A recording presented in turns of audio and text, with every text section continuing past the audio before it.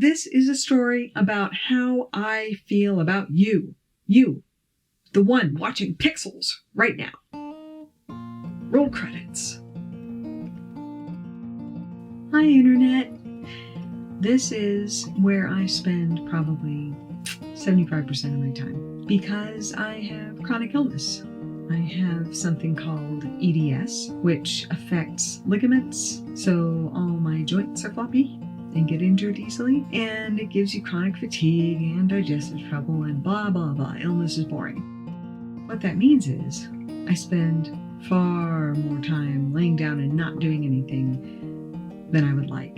And last week, I had an audiobook to finish up, which was really fun, and it comes out in a couple months. It's called The Secret Benefits of Invisibility. It's a middle grade reader, and it was really fun. I got to ham it up and do a lot of fun voices, and I was exhausted. And here's the thing about the kind of exhaustion that comes with this kind of chronic illness, and this includes a lot of chronic fatigue, and here's the kicker.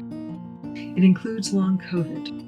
Long COVID is something that so many people are dealing with right now, and it is an epidemic of disability. So even people who have recovered from COVID, and it doesn't take a bad case of COVID to create long COVID, and it can happen to you even if you're vaccinated. It's not like, oh, I'll get COVID, it's a cold. No, folks. You run the risk every time of 10% of people get long COVID. Every single time you get COVID, you run that risk. Wear your masks, please. And for people like me, please wear your masks. It will save my health because long COVID really took a bite out of me. It made my EDS much worse, plus other COVID symptoms.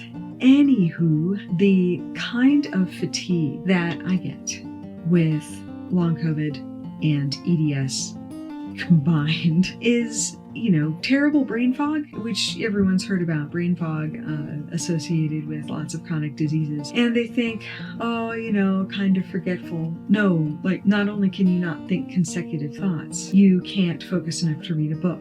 You can't focus enough to watch a show on Netflix. You can't focus enough to have a conversation with the people that you love. That's what brain fog is. I've got a dog here. She wants pets. I have finished up that project today. I had to stay in bed completely for 4 days between finishing one project and starting on the next, and that's pretty good for me. Sometimes finishing a project will lay me out for more than a week. The kind of symptoms I get from sitting up and doing work. People are like, well, you're just sitting. How hard is it? Well, it's really hard. And it's not just the brain fog. There is a blood pressure aspect to this. I'm not going to go into syndrome names and stuff, but sitting up and slow walking are torturous because your blood pressure goes down and down and down, and you start feeling really wobbly, and you stop being able to think well, and you start breathing really heavily because your body's like, yo, not enough oxygen to the brain because the blood is not going high up to the brain. The blood pressure is floppy. It is sinking. So the longer I sit, the worse it gets. Silly dog. The problem with sitting is the blood pressure issue. I get weirder and weirder and wobblier, and I start breathing heavily, and I stop being able to focus. And if I come lay back down for a couple of hours or go get on the rowing machine, get my heart rate up, because exercise forces your body to raise heart rate and blood pressure and everything, I can reclaim another hour or so sitting at my computer.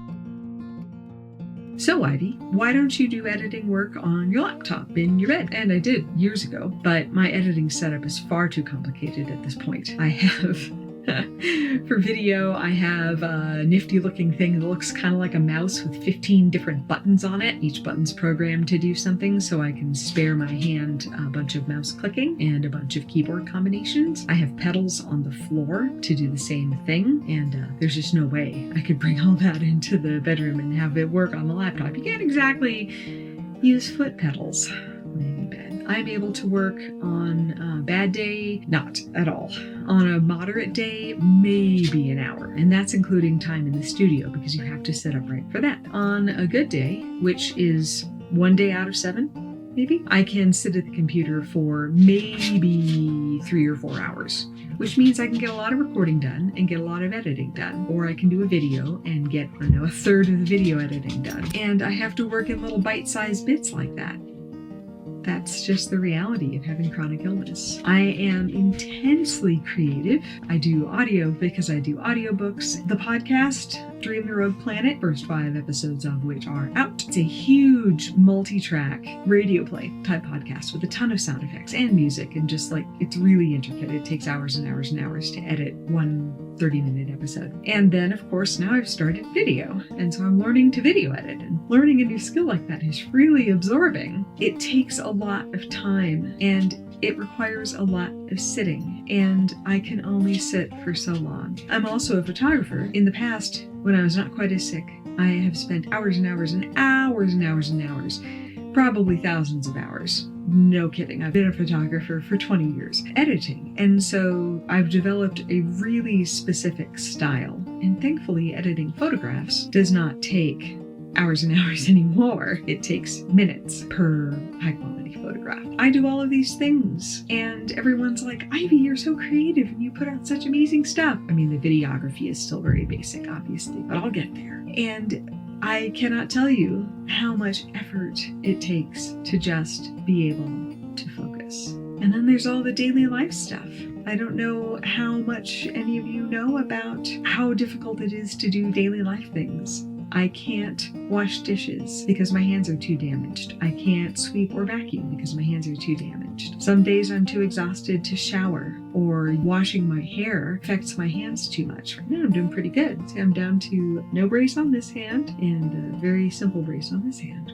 My daily activities are really, really limited. I have to be careful with my hands all the time, and my energy level. We are finally at the point that we could hire someone. We have a lovely girl doing her master's in law school, and she comes in twice a week and does all the housework so that I can have the energy to create and to also play cello, which at some point you might hear some of that in the podcast. I was very accomplished on cello a decade ago. I then had to give it up for reasons, and now I've gotten back to playing it, and I just love it so much. It's like being inside sound therapy. I am incredibly fortunate.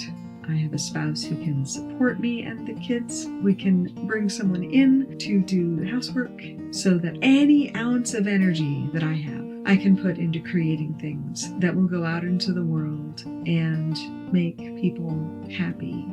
That's what I most love about creating things, creating art. I classify all of this art. It's really hard when you do a bunch of video and you do audio and you do still photography. What do you call it?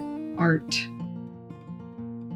I really love to put things out there in the world, and I seldom get to hear from the audience because audiobook narrators don't have forums and stuff. We will get to hear about the podcast from the Patreon forums as we get going. But just knowing everything is going out there into the world makes me incredibly happy. I just want you all to know that you guys are worth me putting out this kind of effort. You out there, you through my camera and then through my editing program and then through my computer screen into your computer screen. You are worth this kind of use of energy. That's how much I value every single one of you who watch and who listen. Bye, Internet. Okay.